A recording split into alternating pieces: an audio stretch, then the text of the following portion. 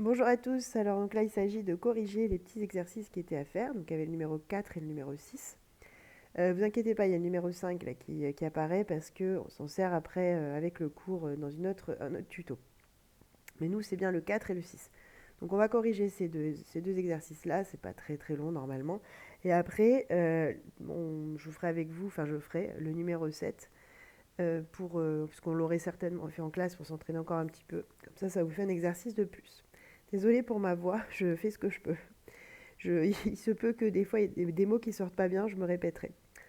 Alors, le numéro 4.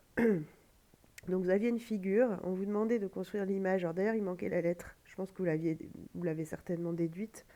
L'image J du point I par la translation de vecteur HG. Donc, si je prends une règle, puisqu'évidemment, on essaye de faire les choses proprement, n'est-ce pas? Je vais prendre du vert. Voilà. Donc, si je prends le vecteur HG, et que on me dit donc de construire l'image du point I. Ça veut dire que je dois partir du point I et appliquer cette même translation, c'est-à-dire ce même déplacement. Donc je pars du point I et je fais le même déplacement que HG. J'ai pas mesuré, mais normalement je pense que c'était ça. Voilà, et donc le point que j'obtiens à l'arrivée, ici, c'est justement le point J. Donc la question 1, c'est fait quand j'ai fait ça. Et après, on me demande de démontrer que IJ égale EF. Donc, ça va ressembler un petit peu à ce qu'on a fait en fait dans les petites démonstrations en classe, hein, c'est la même idée. Donc je pars directement de la question 2. Comme on sait que J c'est l'image du point I par la translation de vecteur HG, alors on sait que IJ égale HG déjà. Donc là on va pouvoir dire par construction, puisque c'est ce qu'on vient de faire. Par construction, ça veut dire, d'après ce qu'on m'a demandé de construire, je peux affirmer que IJ égale HG. Ça ne veut pas dire que je le vois sur la figure, hein. C'est juste que comme on m'a dit que J c'est bien l'image de I par la translation de vecteur HG, je peux dire que les deux vecteurs sont égaux. Donc par construction, IJ égale HG. Bon, d'autre part, dans l'énoncé, on me donne une autre information.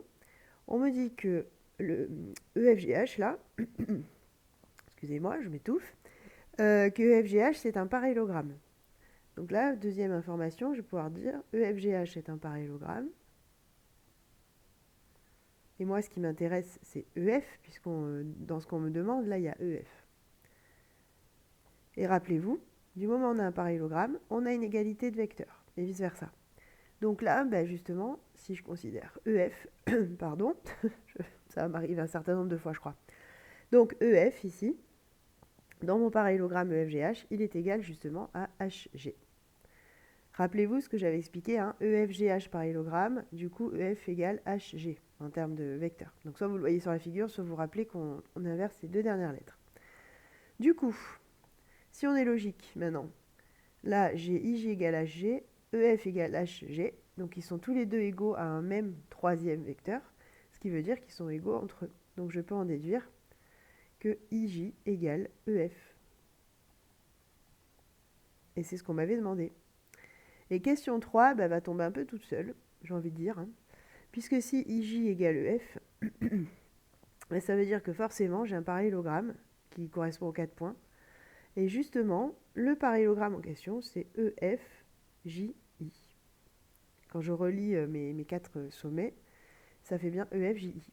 Et encore une fois, ça revient à prendre EF égale IJ et à inverser les deux dernières lettres.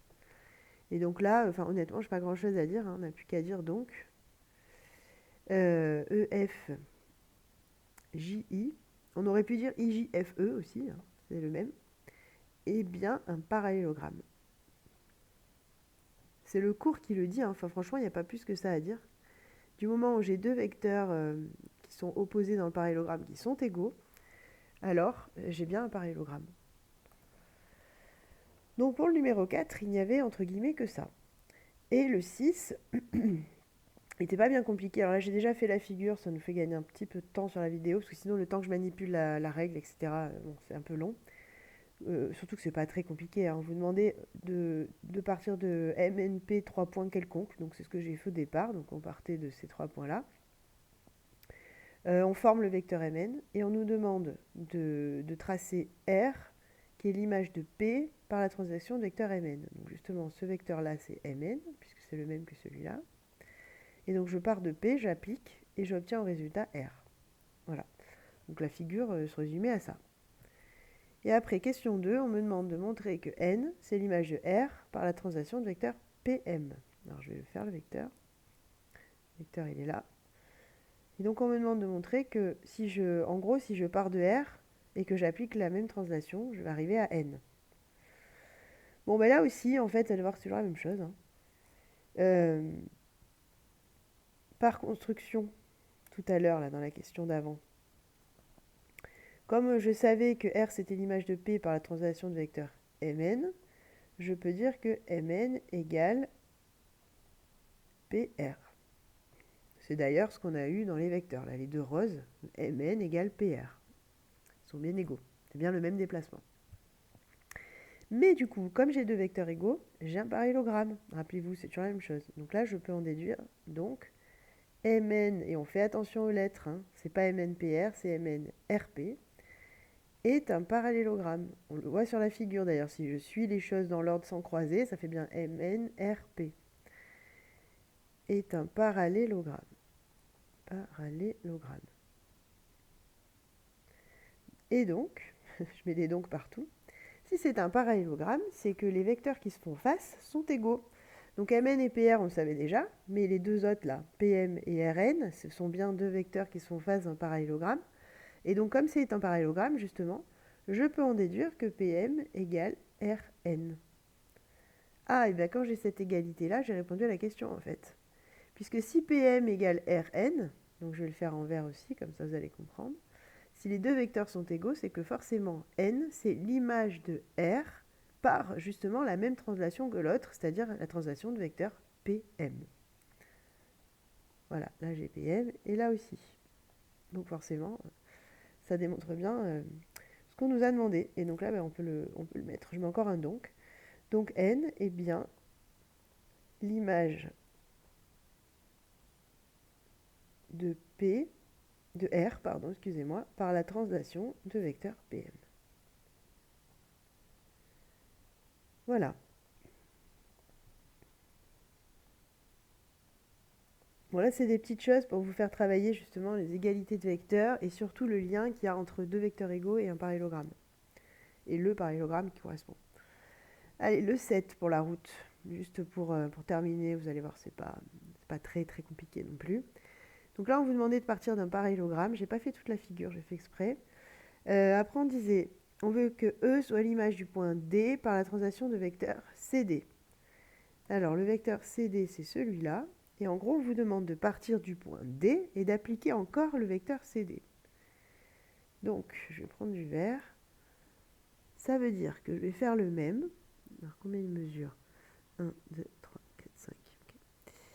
Donc, je vais faire le même, mais en partant de D.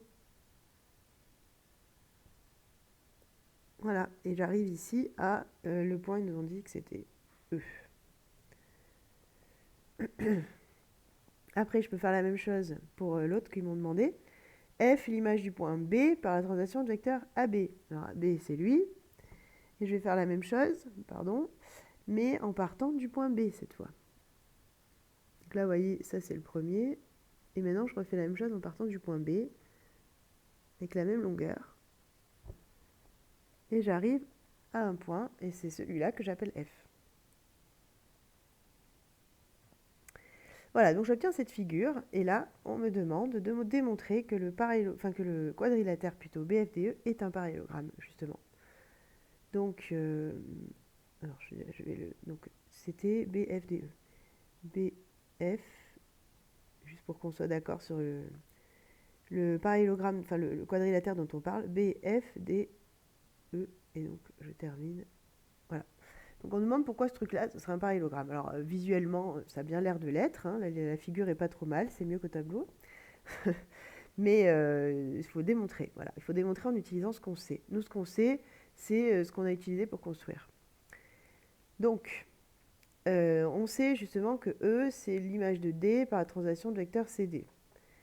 Donc, on peut dire que par construction, on a justement le vecteur CD qui est égal au vecteur DE.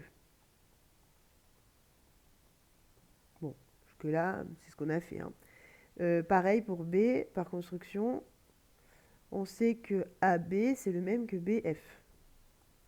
Puisque justement, F, c'est l'image de B par la translation de vecteur AB. Bon, très bien. Alors, ce qui est intéressant, c'est que DE et BF, ce sont justement, regardez bien, DE et BF, ce sont justement des vecteurs du parallélogramme.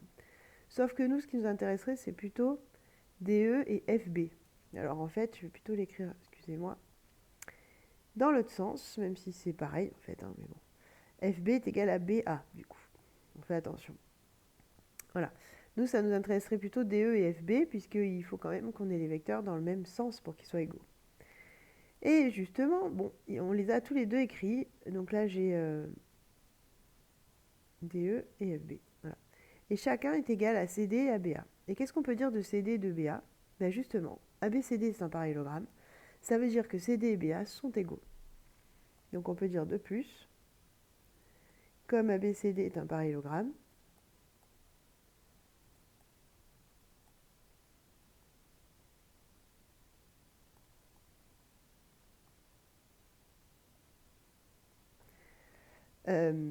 on a BA égale CD. J'aurais pu prendre d'ailleurs AB, DC et les prendre dans l'autre sens, hein. Bon, c'est pareil. BA égale CD. Donc du coup, ben, si BA égale CD, ben, ça veut dire qu'en fait là, FB il est aussi égal à CD. Donc si FB est égal à CD et que DE est égal à CD, eh ben, c'est que DE est égal à FB. Donc là je peux dire donc DE égale FB. Et si DE égale FB, eh ben, ça veut dire que, alors comment ils l'ont appelé déjà, BFDE est un parallélogramme. Justement, on a deux vecteurs qui se font face, qui sont égaux. Donc, j'ai un parallélogramme. BFDE, voilà, est un parallélogramme. Voilà, donc je ne sais pas si vous avez remarqué, mais que ce soit le 4, le 6, oui, parce que le 5, non, 4, 6, 7 et les exercices du cours, honnêtement, ça tourne un peu toujours de la même chose, autour de la même chose, pardon. C'est-à-dire le parallélogramme avec l'égalité de vecteurs et aussi l'égalité de vecteurs qui correspond à une translation qu'on a faite. Mais on avait bien expliqué que justement c'était la même chose, hein. Quand je fais une translation, paf, ça forme un parallélogramme aussi. Donc tout ça c'est lié. Mais finalement c'est un peu toujours les mêmes trucs qui sont réutilisés. Donc bon, j'espère que du coup c'est à peu près, ça commence à être un peu plus clair dans votre esprit, les petites démonstrations comme ça. On ne vous demandera pas de trucs plus techniques, en tout cas là, sans calcul, sans rien, c'est des petites choses comme ça, hein. Donc si vous avez compris cette idée-là, c'est quand même souvent les mêmes principes qui reviennent. Donc je vous engage à les refaire, ces petits exercices, à refaire celui du cours aussi. Et normalement, vous serez au point sur les petites démonstrations qui utilisent les vecteurs là en début de chapitre. Et donc après ça, bah, vous allez aller écouter la suite du cours. En fait, vous allez voir, on continue un petit peu sur le vocabulaire et sur la caractérisation des vecteurs. Mais ce n'est pas très compliqué, honnêtement. Et ensuite, vous écouterez l'autre partie du cours, puisqu'on va continuer, où on va entamer justement les coordonnées. Parce que grâce aux coordonnées, après, on pourra faire des calculs et donc avoir des raisonnements, disons, qui vont être vérifiés par des calculs au lieu d'être vraiment que du raisonnement pur, comme on le fait encore un petit peu là en début de chapitre. Voilà. Bon, eh bien, j'espère que c'était assez clair. Vous n'hésiterez pas à me reposer des questions, enfin à me poser des questions, bien sûr, en live. Mais déjà, ça nous permet de ne pas perdre trop de temps et de dégrossir le travail et d'avancer. Voilà. Donc, essayez de le faire bien sérieusement parce que ça tient vraiment lieu de cours comme si on l'avait fait en classe, hein. Bon, bon courage à tous en tout cas. À très bientôt.